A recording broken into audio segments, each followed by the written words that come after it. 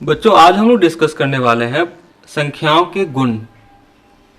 तो बच्चों सबसे पहले हम लोग देखेंगे संवृत्त गुण। तो बच्चों संवृत्त का अर्थ क्या होता है?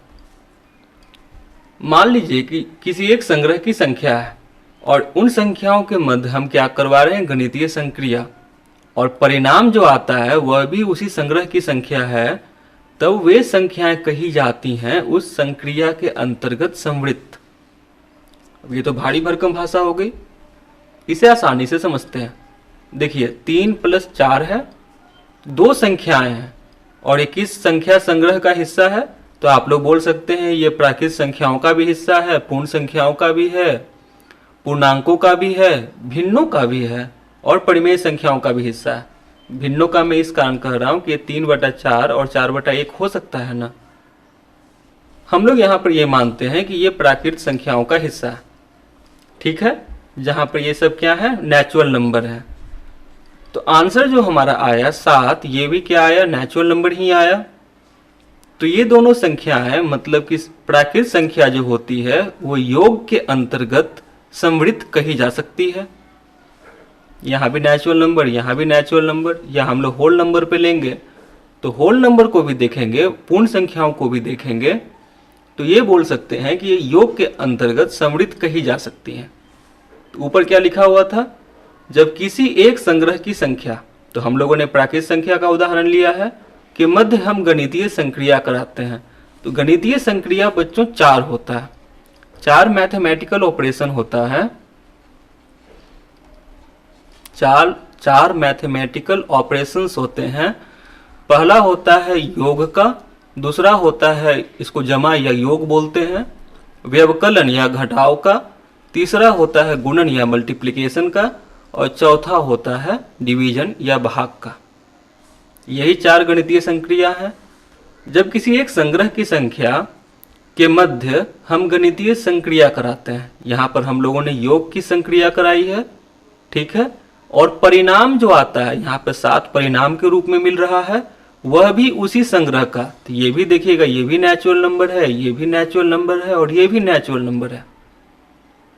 तब वे संख्याएं 3, 4 और 7 उस संक्रिया के अंतर्गत मतलब योग के अंतर्गत, तो हम लोग क्या बोलेंगे, 3 और 4 योग के अंतर्गत क्या है, संवृत्त है।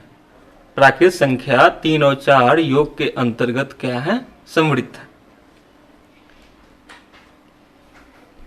तो हम लोग पहला जो देखेंगे बच्चों वो है प्राकृत संख्याओं में संवृत्त गुण। Closure property of natural number, ठीक है। चलिए योग के अंतर्गत तो हम लोगों ने पीछे देखा था। तो अगर संख्याएं लें हम लोग, सपोज कर लेते हैं यहाँ पर 2 और 3 लें और इनका योग करें तो 5 आएगा। 1 और 3 लें, इनका योग करें तो आपको 4 आएगा। जो प्राकृत संख्या होती है बच्चों वो 1 से लेकर कहाँ तक होती है, अनंत तक होती है। तो हम लोग यहाँ से क्या बोल सकते हैं कि प्राकृत संख्याएं योग के अंतर्गत संवृत्त होती हैं, है ना। तो योग के अंतर्गत क्या होती हैं, संवृत्त होती हैं, सही है। व्यवकलन को देखते हैं। 2 - 3 को लें तो -1 आता है, 3 - 4 को लीजिएगा तो -1 आता है, 8 - 6 को लीजिएगा तो 2 आता है। तो पहला उदाहरण में देखिएगा तो आपको 2 और 3 दोनों ही क्या है, प्राकृत संख्या है, और हम लोगों ने संक्रिया कराया है किसका, व्यवकलन का। तो हम लोगों को एक क्या मिल रहा है, इंटीजर मिल रहा है। हम लोगों ने यहां क्या पढ़ा था कि किसी एक संग्रह की संख्याओं के मध्य अगर हम लोग कराते हैं गणितीय संक्रिया और परिणाम भी उसी संग्रह की संख्या मिलनी चाहिए। लेकिन यहाँ पर हम लोगों ने नेचुरल नंबर को लिया है, प्राकृत संख्याओं को लिया है, और हम लोगों को कौन सी संख्या मिल रही है, तो एक इंटीजर या एक पूर्णांक मिल रहा है। सो पहला में तो व्यवकलन के अंतर्गत संवृत्त नहीं कही जा सकती है, दूसरा में भी सेम केस है, लेकिन तीसरा में है तो हम लोग बोलेंगे कि संवृत्त नहीं होती हैं। बच्चों हर केस में हमको समृद्ध ही मिलना चाहिए, हर केस में हमको उसी संग्रह की संख्या मिलनी चाहिए। अगर एक बार मिलती है और बहुत बार नहीं मिलती है तो हम लोग ऐसा नहीं बोल सकते। अगर एक बार भी नहीं मिलेगा तो वो समृद्ध नहीं कहलाएगा। गुणन में देखते हैं तो प्राकृत संख्या क्या होती है, 1 से लेकर अनंत तक होती है। तो हम लोग गुणन के लिए ले लेते हैं 5 और 4 जो कि है 20, 8 और 3 24। तो ये संख्याएं बच्चों हमेशा क्या होती हैं, गुणन में समृद्ध होती हैं। अगर भाग में देखते हैं तो 1 से लेकर इन्फिनिटी तक है। कहने का मतलब हम लोग 8 भागा 4 लेंगे तो यहाँ पर 2 मिलेगा, तो यहाँ तो बोल सकते हैं कि समृद्ध है। लेकिन अगर 4 भागा 8 ले लें तो हम लोग को 1/2 मिलेगा। 8 और 4 क्या है, प्राकृत संख्या है, लेकिन 1/2 क्या है, भिन्न है। सो हम लोग क्या बोलेंगे, समृद्ध नहीं होती हैं, समृद्ध नहीं होती हैं।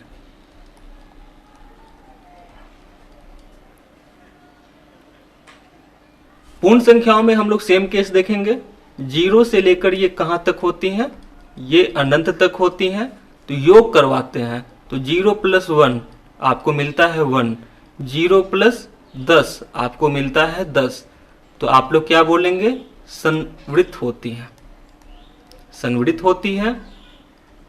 लेकिन व्यवकलन आप करवाएंगे 0 - 1 तो आपको मिल जाता है -1।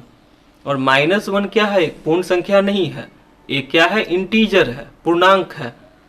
1 - 2 ये भी आपको -1 मिलता है।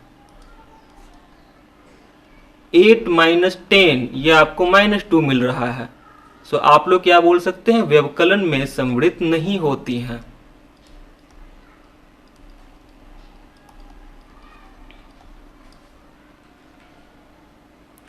ठीक है। गुणन का भी हम लोग सेम केस लेंगे। 0 × 1 ये क्या होगा, 0, 0 × 0 ये क्या होगा, 0, और 0 × 2 ये क्या होगा, 0, 1 × 5 ये क्या हो जाएगा, 5। तो हमेशा आपको क्या मिल रहा है, आप लोग 2 क्या ले रहे हैं, पूर्ण संख्या, आपको उत्तर भी क्या मिल रहा है, पूर्ण संख्या। सो आप लोग क्या बोलेंगे, संवृत्त होती हैं। पूर्ण संख्याएं गुणन के अंतर्गत संवृत्त होती हैं। और भाग के अंतर्गत आप लोग उसी तरीके से देखेंगे, जैसे कि आप लोग 5/0 लेंगे तो ये तो परिभाषित ही नहीं है, 5/0 परिभाषित नहीं है। भाग में आप लोग ले लीजिएगा 5 और भागा 2, ये कितना आ जाएगा, 2.5। ये क्या है, एक भिन्न है या दशमलव है। आप लोग ले लेंगे 2/5, तो ये क्या हो जाएगा, 2/5। ये क्या है, एक भिन्न है। सो आप लोग इसमें क्या बोलेंगे, समृद्ध, संवृत्त नहीं होती हैं। आप लोगों ने पीछे की कक्षाओं में इसे पढ़ा होगा, यहां आप लोग समझ गए। अब अगर पूर्णांकों में बात करें तो पूर्णांक कहां से होते हैं, -∞ से लेकर 0। यहां पर हम लोग कुछ माइनस टर्म्स को लिख देते हैं, 0, -1, -2, -3, और इधर 1 2 3 4। ठीक है। तो इसमें हम लोग को देखना है योग के अंतर्गत क्लोजर प्रॉपर्टी इंटीजर्स में। देखिए अगर आप लोग कीजिएगा 0 और +2 तो ये क्या मिलेगा, 2।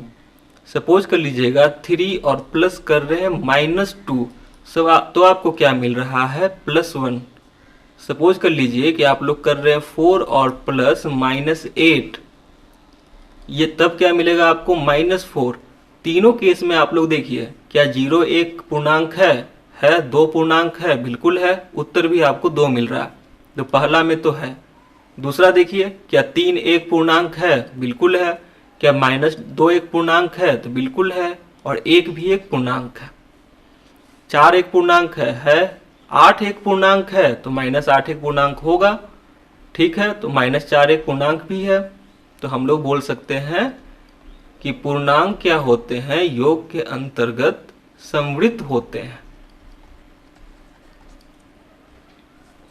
अगर सेकेंड केस को आप लोग देखेंगे व्यवकलन के अंतर्गत, तो आपको क्या मिलता है, 0 माइनस 2, ये हो जाएगा -2, 2 माइनस -4, तो ये हो जाएगा आपको 2।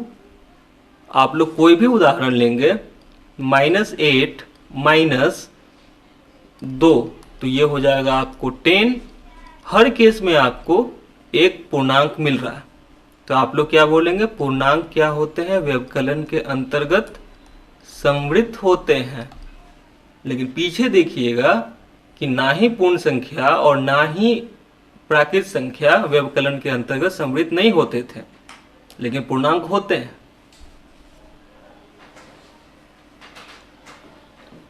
गुणन के केस में हम लोग देखते हैं तो 1 और इंटू -5 आपको कितना मिलता है, -5, -5 गुने -10 आपको कितना मिलता है, +50, 0 और इंटू -1 आपको कितना मिलता है, 0। तो तीनों ही केस में सारी संख्याएं क्या है, आपको पूर्णांक ही हैं। तो आप लोग बोलेंगे गुणन के अंतर्गत भी क्या है, ये संवृत्त है। लेकिन भाग के अंतर्गत बोलें तो आपको ये संवृत्त नहीं मिलने वाले हैं। जैसे कि देखिए कि 1 और आपने भागा लगा दिया 5 से, तो ये हो गया 1/5, -5 और आपने भाग लगाया 2 से, तो ये हो जाएगा -5/2। दोनों ही केस में आपको दोनों तरफ क्या लिए हैं, पूर्णांकों को लिए हैं, और दोनों ही केस में उत्तर आपको क्या मिला है, भिन्न मिला है। तो ये क्या होंगे, संवृत्त नहीं होंगे।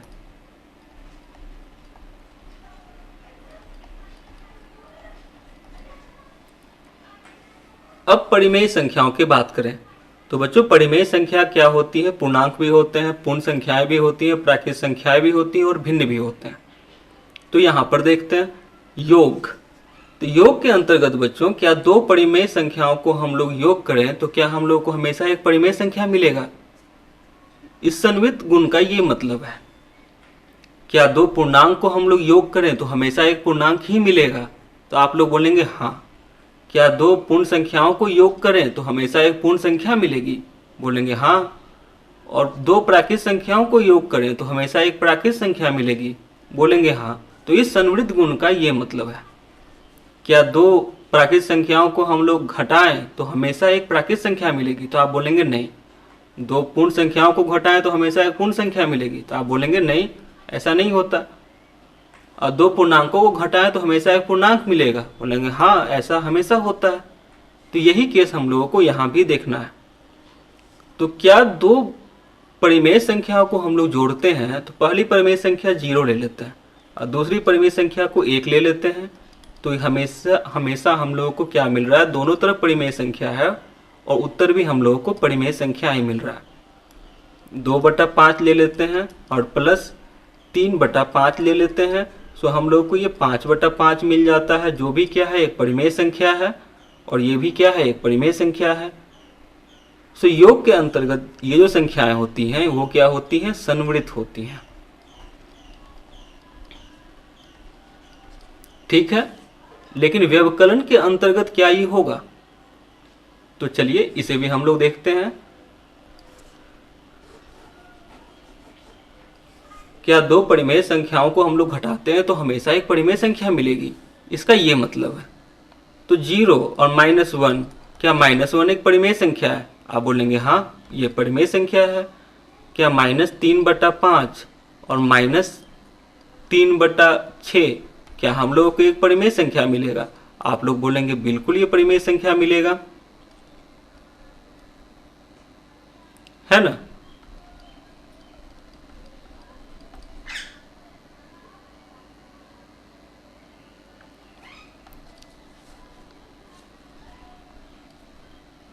दो और -4, -2 ये भी क्या है परिमेय संख्या है, दोनों क्या है परिमेय संख्याएं ही हैं।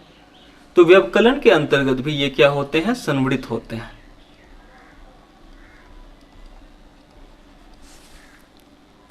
अब चलते हैं गुणन में। तो क्या गुणन में भी ये संवृत्त होंगे।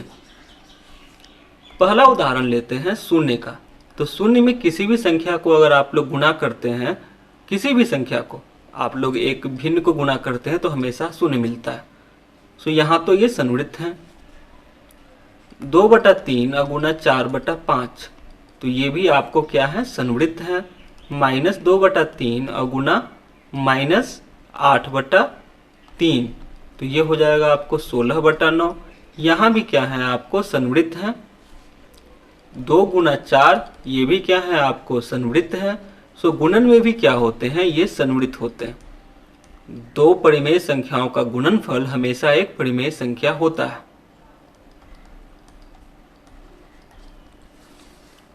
लेकिन भाग के केस में देखते हैं, भाग के केस में क्या होता है। तो बच्चों भाग का केस में देखेंगे तो सपोज कीजिए कि मैं एक उदाहरण लेता हूं 2/3 और इसे भाग देता हूं 4/3 से। सो ये लिखा जाएगा 2/3 और ये लिखा जाएगा 4/3। पीछे हम लोग सीखे थे, कहने का मतलब 1/2। तो ये तो संवृत्त है। 4 और भागा 2, ये भी क्या है, संवृत्त है। और उदाहरण ले लीजिए, -2/3 और भागा 2/3, तो आपको ये मिल जाएगा -1। तो ये भी संवृत्त है। तो क्या भाग भी संवृत्त होते हैं। लेकिन एक उदाहरण अगर आप लीजिएगा -2/3 और इसे आप लोग भाग देंगे शून्य से। शून्य एक परिमेय संख्या है ना। तो ये क्या होता है, 2/3 भागा 0, तो ये आपको परिभाषित नहीं है।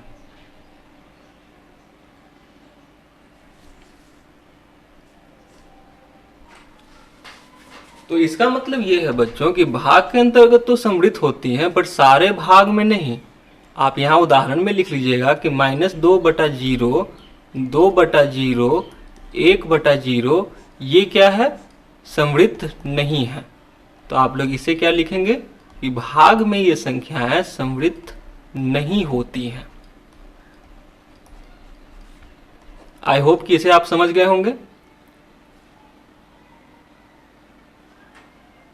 चलिए यहाँ एक चार्ट है, इसे भी हम लोग बना लेते हैं। क्या दो प्राकृत संख्याओं का योगफल एक प्राकृत संख्या होती है? सही।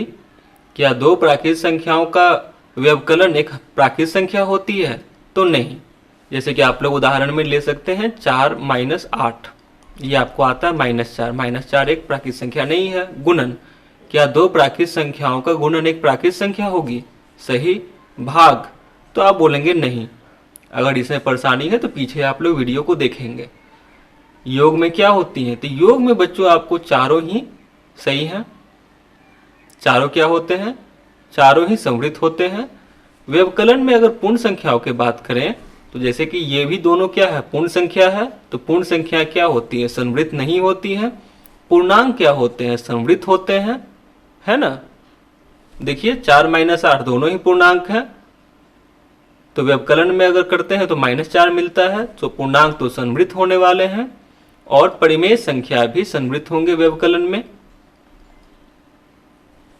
गुणन में करते हैं तो आपको पूर्ण संख्या, क्या दो पूर्ण संख्याओं का गुणनफल हमेशा एक पूर्ण संख्या होता है? तो आप बोलेंगे हाँ, बिल्कुल ही पूर्ण संख्या मिलता है भाई। आप 0 से भी करके देख लीजिए। यहाँ दो पूर्ण संख्या है, ये भी क्या है, एक पूर्ण संख्या है। पूर्णांकों में देखिए तो दो पूर्णांकों को जब आप गुणन करते हैं तो आपको क्या मिलता है, एक पूर्णांक मिलता है। ये भी सही है। लेकिन दो पूर्णांकों को भाग देने पर आपको क्या मिलेगा, तो यहाँ पर आपको भिन्न या दशमलव मिलता है। पूर्ण संख्याओं में भी आपको भिन्न या दशमलव मिलता है। परिमेय संख्याओं में देखें तो गुणन करते हैं दो परिमेय संख्याओं को, जैसे कि हम लोग ले लेते हैं 2/3 और 0 के साथ गुणा कर लेते हैं। सो हम लोग को 0 मिलेगा। तो यहाँ भी क्या मिल रहा है, परिमेय संख्या मिल रहा है। 2 को गुणा कर लेते हैं 4/3 से। तो यहाँ भी क्या मिल रहा है, आपको परिमेय संख्या मिल रहा है। तो परिमेय संख्याएं गुणन के अंतर्गत संवृत्त होती हैं। या इसे हम लोग इस तरीके से ही बोल सकते हैं कि दो परिमेय संख्याओं का जो गुणनफल है हमेशा एक परिमेय संख्या ही होता है, लेकिन भाग के अंतर्गत संवृत्त नहीं होती हैं। अगर हम लोग 0 का केस हटा दें, 0 से भाग नहीं दें, तो बाकी सब संवृत्त हैं। जैसे कि आप लोग इसका उदाहरण ले लीजिएगा 1/0, 2/0, इसी तरीके से करके आप दिखा दीजिएगा कि ये क्या है, संवृत्त नहीं है। 1/0 क्या है बच्चों, परिभाषित नहीं है। परिभाषित नहीं है। बच्चों 0/1 का मतलब होता है शून्य, लेकिन 1/0 का अब तक गणितज्ञों ने इसका मतलब ही नहीं ढूंढा है कि इसको हम लोग किस तरीके से बोल सकते हैं। ठीक है, तो ये क्या होता है, ये परिभाषित नहीं है। या आप लोग यहाँ पर x/0 भी लिख सकते हैं,